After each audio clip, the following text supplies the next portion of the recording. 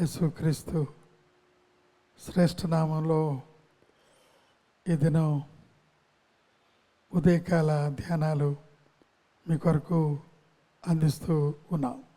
ఎఫెసీలకు రాసిన పత్రికలో క్రీస్తులో ఉండినవారు అనగా క్రీస్తు సకల ఐశ్వర్యాలతో నింపబడిన వారు, పరలోక ఆశీర్వాదాలు పొందినవారు, పరిపూర్ణ ఆత్మీయ ఆశీర్వాదాలు పొందినవారు. ఇప్పుడు మూడవదిగా పరసంబంధమైన పౌరస్థితిని పొందిన వారు. క్రీస్తు లేనప్పుడు లోక సంబంధులము, లోకముతో విజోడుగా ఉన్నవారము, ఏలో సంబంధమైన పౌరసత్వం కలిగిన వారు. కానీ క్రీస్తును అంగీకరించిన తర్వాత పరలోక సంబంధమైన పరిపూర్ణ సంబంధమైన పరసంబంధమైన పౌరస్థితి కలిగిన వారు. Our citizenship is in haven.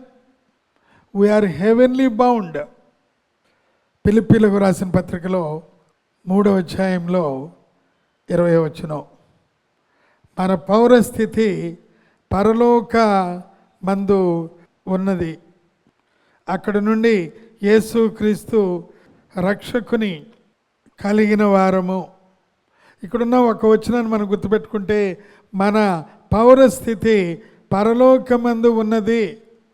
Philippi సంఘానికి పౌలు గారు రాస్తూ, మీరు ఫిలిప్పీలు కారు, మీరు ఆ యొక్క ఫిలిప్పీ ఆ రోమా లేక వారి భౌగోళిక పద్ధతులకి సంబంధించిన వారు కారు, ఇక్కడ మీకు ఓటు హక్కు లేదు అని ఆయన చెప్పలేదు.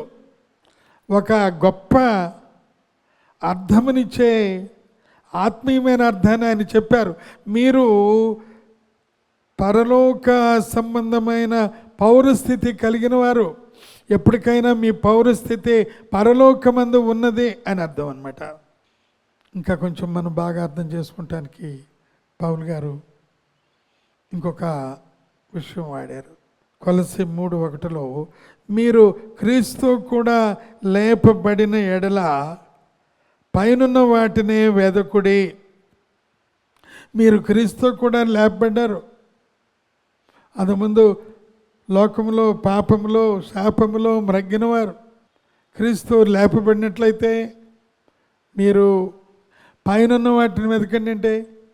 అంటే కింద వాటిని, లోక సంబంధమైన వాటిని, పొలము గట్రా చేసుకోకూడదు, భోజనం వండుకోకూడదు, ఏమాత్రం కూడా సోషల్ లైఫ్ లేదు అని అక్కడ లేదు. క్రీస్తు లేపబడిన తర్వాత మన యొక్క ప్రాముఖ్యమైన విషయం పైన వాటిని వెతకండి అని, ప్రయారిటీ ఇన్ హెవెన్ అని, అంత మాత్రమే. కానీ ఈ లోకము వద్దని ఆయన ఏమాత్రము చెప్పలేదు. అలంకారికంగా ఎఫెసీ 2:6 పరలోక స్థలముల్లో మిమ్మలను ఆయన కూర్చుండబెట్టాడు అని అర్థం. ఒకనకప్పుడు మీరు మురికి వాడల్లో, మురికి స్థలాల్లో ఒక చేయకూడని అటువంటి పరిస్థితుల్లో ఉన్నప్పుడు కూడా ఇప్పుడు ఆయన చేత మీరు రక్షించబడ్డారు కాబట్టి, ఆయనలో ఉన్నారు కాబట్టి మిమ్మలను ఆయన అక్కడ పరలోక సంబంధమైన స్థలముల్లో కూర్చుండబెట్టారంట. దేవునికి ఎంతో స్తోత్రములు, వందనాలు కలుగును గాక. మీరు మామూలు గృహంలోనే ఉంటారు, మామూలు కుటీరంలోనే ఉంటారు. కానీ మీ భావన ఏంటంటే, అబ్బా నాకు నిజంగా ఈ వాక్యము, దేవుని యొక్క అర్పణలు ఇవన్నీ గమనిస్తే పరలోకములో నేను ఉన్నట్లుగా ఉంది అనే భావన పరిశుద్ధాత్మ దేవుడు నీకు ఇస్తూ ఉన్నాడు. అందుకే డిఎల్ మూడీ గారు దైవజనులు ఒక మాట అన్నారు.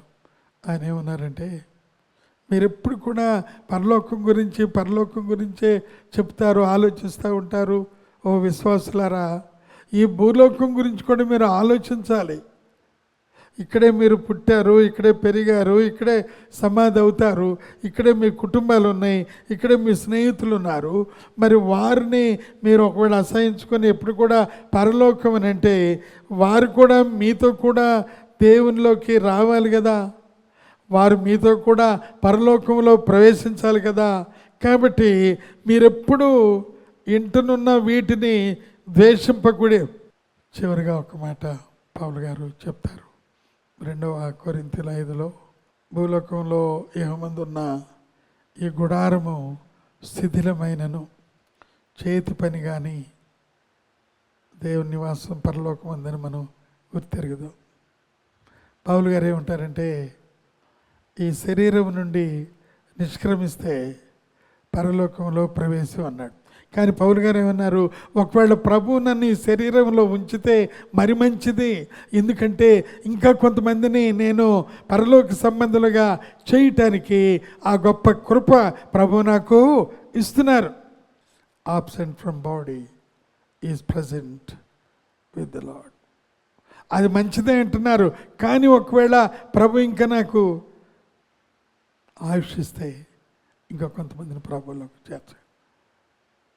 కాబట్టి మన స్థితి పరలోకం ఉందండి. ఆ విషయం మన మనసులో పెట్టుకుని దేవుని వందనాలు చెల్లిద్దాం. దేవునికి స్తోత్రం.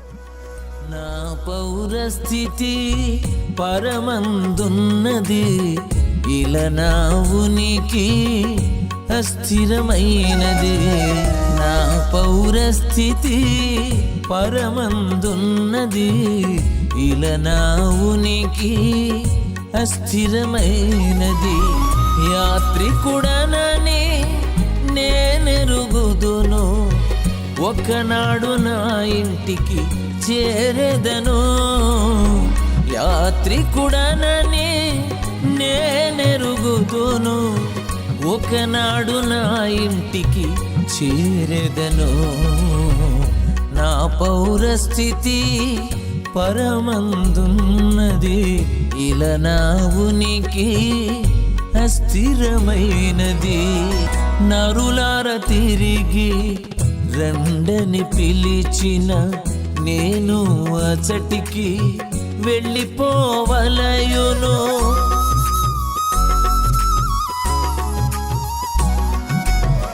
నరులార తిరిగి రండని పిలిచిన నేను అచటికి వెళ్ళిపోవలయును.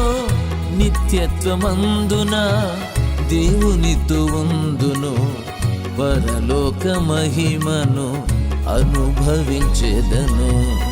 నిత్యత్వమందున దేవునితో ఉందును, పరలోక మహిమను అనుభవించెదను.